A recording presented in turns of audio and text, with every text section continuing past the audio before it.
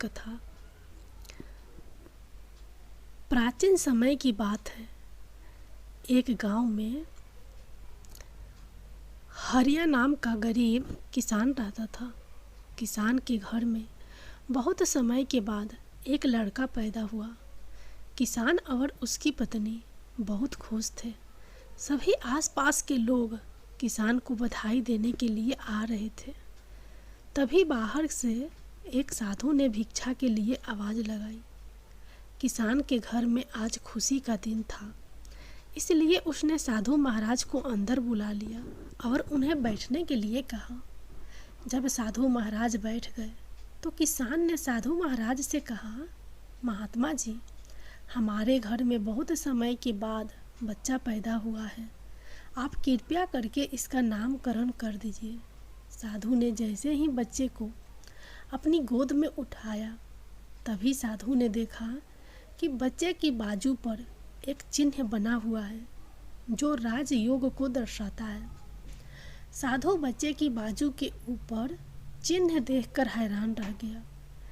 किसान ने जब साधु को हैरान परेशान देखा तो उसने कहा, महात्मा जी, क्या बात है, आप इतना परेशान क्यों नज़र आ रहे हो? साधु ने कहा, बेटा, मैं परेशान नहीं, बल्कि मैं तो बहुत खुश हूँ, क्योंकि तुम्हारे बेटा बहुत किस्मत वाला है। तुम्हारे बेटे की किस्मत में राजयोग लिखा है। किसान ने कहा, महात्मा जी, मैं आपकी बात समझा नहीं, आप क्या कहना चाहते हो? साधु ने कहा, बेटा, तुम्हारा पुत्र एक दिन राजा बनेगा। इसका विवाह 14 वर्ष की आयु में इस राज्य की राजकुमारी के साथ होगा और फिर यह इस नगर का राजा बन जाएगा। साधु की बात सुनकर हरिया बहुत खुश हुआ।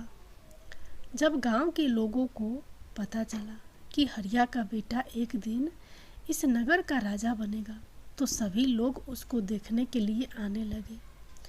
एक दिन की बात है, उस नगर का राजा हिरन का शिकार करता करता काफ़ी दूर निकल गया, लेकिन हिरन राजा के हाथ नहीं आया।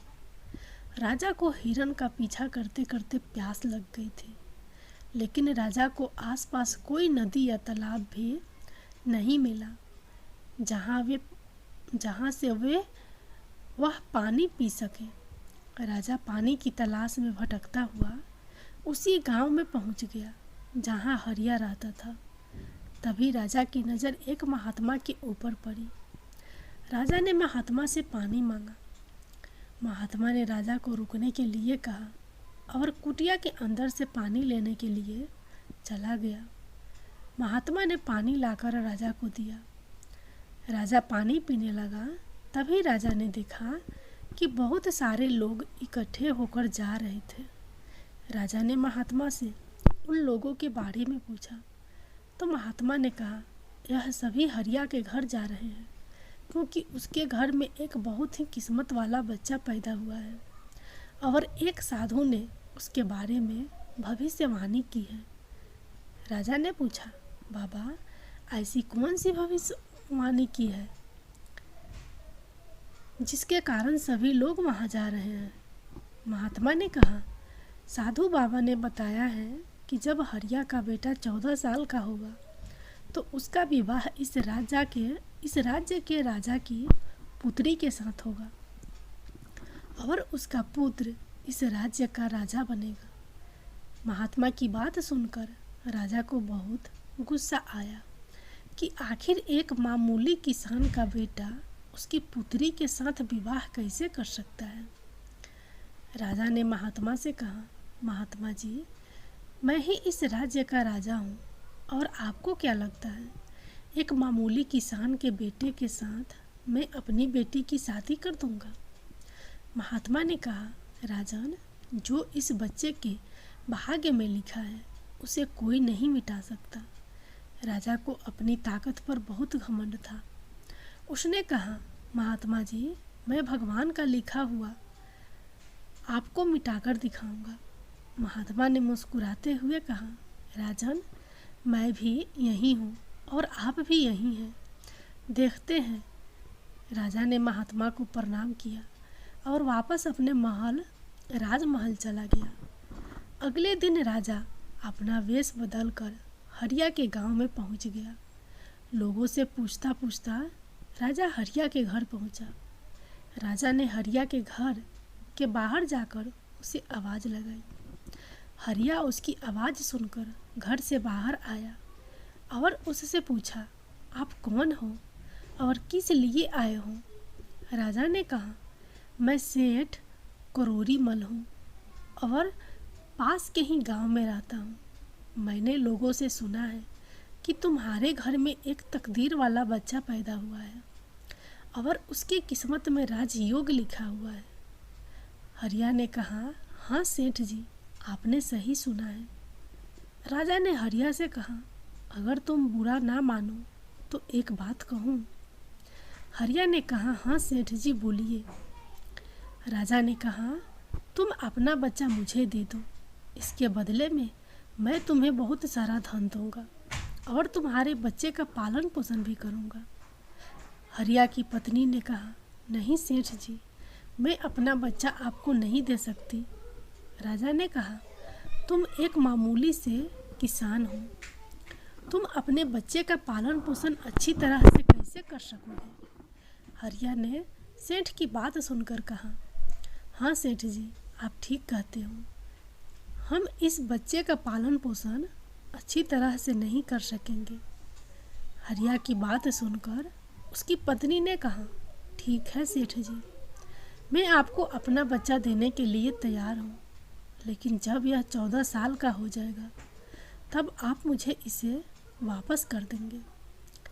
राजा ने कहा, हाँ ठीक है, जब तुम्हारा बच्चा 14 वर्ष का हो जाएगा तो मैं इसे तुम्हें वापस कर दूंगा। यह कहकर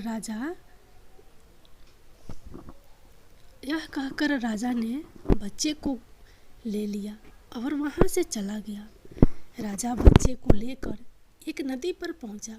राजा ने सोचा था कि वह बच्चे का गला दबाकर मार देगा और उसकी लाश को नदी में बहा देगा, लेकिन बच्चे का मासूम चेहरा देखकर उसकी गला दबाने की हिम्मत नहीं हुई। बहुत सोचने के बाद राजा ने लकड़ी का एक संदूक लिया और बच्चे को संदूक में बंद करके पानी में बहा दिया। राजा ने सोचा, संदूक गहरी नदी में जाकर अपने आप ही डूब जाएगा और यह बच्चा मर जाएगा।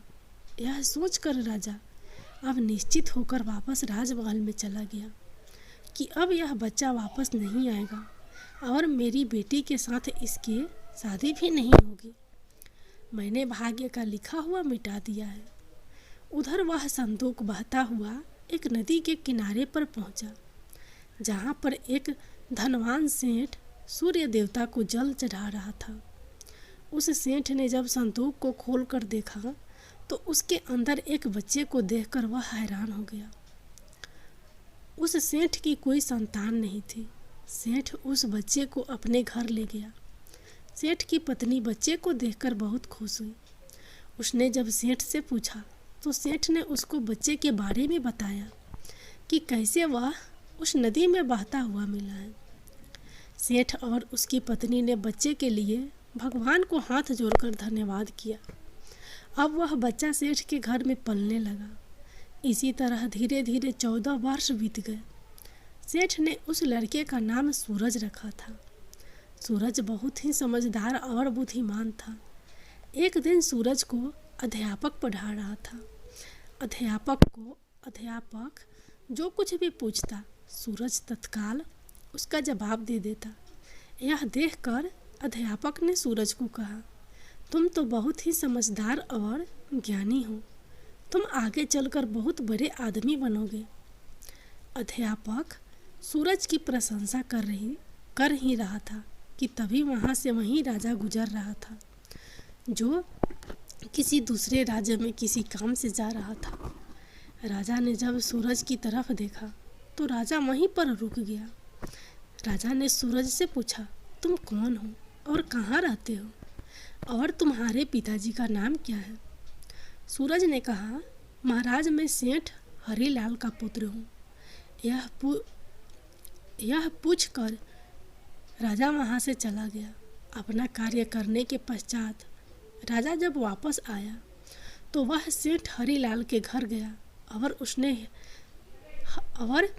उसने हीरालाल से कहा, तुम्हारा बेटा बहुत ही समझदार और बुद्धिमान है।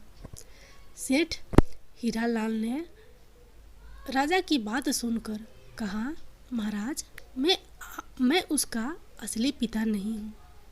मैंने तो उसे सिर्फ पाला है, लेकिन वह मेरे लिए बेटे से भी बढ़कर है। राजा ने सेठ हीरालाल से पूछा, यह लड़का आपको कहाँ से मिला? फिर सेठ हीरालाल ने राजा को सारी कहानी सुनाई कि कैसे वह उसे बहते हुए पानी में एक संदूक से मिला था। जब राजा ने सेठ हीरालाल की बात सुनी तो वह चौंक गया। राजा समझ गया था कि यह बच्चा वही है जिसे मैंने 14 साल पहले नदी में बहा दिया था।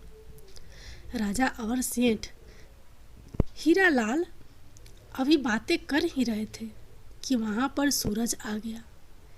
राजा ने सूरज को देखा तो उसने सेठ हीरालाल से कहा, सेठ जी, मुझे आगे किसी काम से जाना है।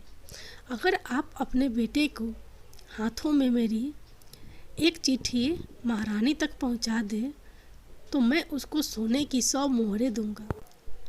सूरज ने यह सुनकर राजा से कहा, हाँ महाराज, क्यों नहीं, मैं आपकी चिट्ठी जरूर पहुंचा दूंगा। राजा ने चिट्ठी में चुपचाप एक संदेश लिखा और चिट्ठी के ऊपर मोहर लगा दी और चिट्ठी सूरज को पकड़ा दी। सूरज चिट्ठी लेकर चला गया। सूरज चलते चलते एक घने जंगल से गुजर रहा था कि वह रास्ता भटक गया। उसे रास्ता ढूंढते ढूंढते रात हो गई। सूरज रात गुजारने के लिए कोई जगह ढूंढने लगा। तभी उसकी नज़र एक झोंपड़ी के ऊपर पड़ी। सूरज ने सोचा, मैं रात यहीं पर बिता लेता हूँ। यह सोचकर सूरज घोड़े से नीचे उतरा और झोंपड़ी के अंदर चला गया। जब सूरज अंदर गया तो उसने देखा कि एक बूढ़ी माता खाना बना रही थी। बूढ़ी माता ने सूरज को देखा तो उससे पूछा कि तुम कौन हो और बिना इजाज़त अंदर क्यों आए हो? सूरज ने अपने बारे में बताया कि वह रास्ता भटक गया है, इसलिए रात गुजारने के लिए यहाँ पर आया हूँ। सूरज की बात सुनकर बूढ़ी माता को उसके ऊपर दया आ गई। लेकिन फिर बूढ़ी माता ने सूरज से कहा, बेटा, तुम्हारा यहाँ पर रुकना ठीक नहीं है, क्योंकि यह डाकुओं का अड्डा है। अभी कुछ ही देर में डाकू आने वाले हैं। यदि उन्होंने तुम्हें यहाँ देख लिया तो तुम्हारे लिए परेशानी खड़ी हो जाएगी। सूरज ने कहा, लेकिन माताजी, इतनी भयानक रात में मैं कहीं और जा भी नहीं सकता। अगर मैं बाहर गया तो जंगली जानवर मुझे खा जाएंगे। इससे अच्छा मैं यहाँ कोने में जाकर लेट जाता हूँ। यह कहकर सूरज कोने में जाकर लेट गया। कुछ समय के बाद डाकू अपने घर वापस आए। डाकुओं ने जब सूरज को देखा तो बूढ़ी माता से उसके बारे में पूछा। बूढ़ी माता ने उसको बताया कि इसका नाम सूरज है। यह बहुत ही नेक दिल बच्चा है और यह राजा के काम से राजमहल जा रहा है। जब डाकुओं ने यह सुना तो उन्हें कुछ संदेह हुआ। वह राजा की हरकतों के बारे में जानते थे, इसलिए उन्होंने सूरज की जेब से चिट्ठी निकाली और उसे पढ़ने लगे। जैसे ही डाकुओं ने वह चिट्ठी पढ़ी तो वह समझ गए। बूढ़ी माता ने उनसे पूछा, चिट्ठी में क्या लिखा है? उनमें से एक डाकू ने बताया कि चिट्ठी में लिखा है कि जैसे ही यह लड़का तुम्हारे पास पहुँचे, इसको उसी समय मरवा कर कहीं दूर दफना देना। यह काम मेरे पहुँचने से पहले हो जाना चाहिए। बूढ़ी माता ने जब यह बात सुनी तो बोली, यह राजा कितना दुष्ट है, जिसके हाथों चिट्ठी भिजवा रहा है उसी को मरवाने का आदेश भी दे रहा है। यह सोचकर बूढ़ी माता ने सोचा कि मुझे इस मासूम को बचाना चाहिए। उसने डाकुओं से कहा कि चिट्ठी को बदल दो। तब डाकुओं ने दूसरी चिट्ठी लिखकर उस चिट्ठी से बदल दी और वापस सूरज को जेब में रख दी। इसके बाद डाकू वहाँ से चले गए। सुबह होते ही सूरज उठा और बूढ़ी माता को धन्यवाद देकर वहाँ से चला गया। सूरज कुछ समय के बाद राजमहल पहुँच गया और उसने चिट्ठी महारानी को दे दी। महारानी ने चिट्ठी पढ़ी तो चिट्ठी में लिखा था कि यह लड़का बहुत ही बुद्धिमान और ज्ञानी है। यह राजकुमारी से विवाह करने लायक है, इसलिए मेरे आने से पहले ही तुम इसका विवाह राजकुमारी से करवा दो। महारानी सोचने लगी कि आखिर कैसे महाराज किसी अनजान से राजकुमारी का विवाह कर सकते हैं। लेकिन फिर उसने देखा कि चिट्ठी पर राजा की ही मोहर भी लगी हुई थी, इसलिए यह लड़का झूठ नहीं बोल सकता। यह सोचकर महारानी ने राजकुमारी का विवाह उस युवक से करवा दिया। कुछ दिनों बाद जब राजा वापस आया तो उसे पता लगा कि उसकी पुत्री का विवाह उसी युवक से हो गया है। यह सुनते ही राजा गुस्से से आग बबूला हो गया। उसने महारानी से पूछा, तुमने यह सब क्यों किया? तब महारानी ने बताया कि महाराज, जैसा कि आपने चिट्ठी में लिखा था मैंने वैसा ही किया है। राजा ने महारानी को चिट्ठी दिखाने के लिए कहा। जब महारानी ने चिट्ठी दिखाई तो राजा ने चिट्ठी में कुछ और ही लिखा पाया। यह देखकर राजा ने गुस्से में सैनिकों को कहा, जाओ और जाकर सूरज को पकड़ लाओ। सैनिक तुरंत गए और सूरज को पकड़ कर ले आए। राजा ने गुस्से में सूरज से कहा, तुमने धोखे से मेरी पुत्री के साथ विवाह तो कर लिया, लेकिन मैं तुम्हें अपना दामाद स्वीकार नहीं करूँगा। सूरज ने राजा की बात सुनकर कहा, लेकिन महाराज, मैंने तो आपके साथ कोई धोखा नहीं किया है। राजा ने सूरज की बात सुनकर कहा, तुम मुझे भी बेवकूफ़ बनाना चाहते हो, लेकिन मैं तुम्हें अपना दामाद स्वीकार नहीं करूँगा। अभी दोनों की बात चल ही रही थी कि एक सैनिक ने आकर राजा से कहा, महाराज, बाहर एक महात्मा आए हैं, वह आपसे इसी समय मिलना चाहते हैं। राजा ने महात्मा को अंदर लाने का आदेश दिया। महात्मा जी अंदर आए तो राजा ने उठकर उनको प्रणाम किया और उनके आने का कारण पूछा। महात्मा ने कहा, राजन, लगता है आपने मुझे पहचाना नहीं। राजा ने कहा, नहीं महाराज, मैंने आपको नहीं पहचाना। नहीं महात्मा। महात्मा ने मुस्कुराते हुए कहा, राजन, मैं वही हूँ जिसे तुम आज से 14 वर्ष पहले भाग्य का लिखा मिटाने की बात बोलकर आए थे। जैसे ही महात्मा ने यह बात कही, राजा एकदम से चौंक गया। उसे सब कुछ याद आ गया। महात्मा ने मुस्कुराते हुए कहा, क्यों राजन, भाग्य का लिखा मिटा दिया? राजा ने आंखें नीची करके कहा, नहीं महात्मा जी, मैं भाग्य के हाथों हार गया। महात्मा ने कहा, राजन, भाग्य के हाथों कोई नहीं जीत सकता, इसलिए अब सूरज को अपना दामाद स्वीकार करो और अपना राज्यपाट उसको सौंप दो। राजा ने कहा, महात्मा जी, जैसा आपने कहा वैसा ही होगा। राजा को समझाकर महात्मा जी वहाँ से चले गए। राजा ने सूरज से माफ़ी मांगी और सारा राजपाट उसको सौंप दिया।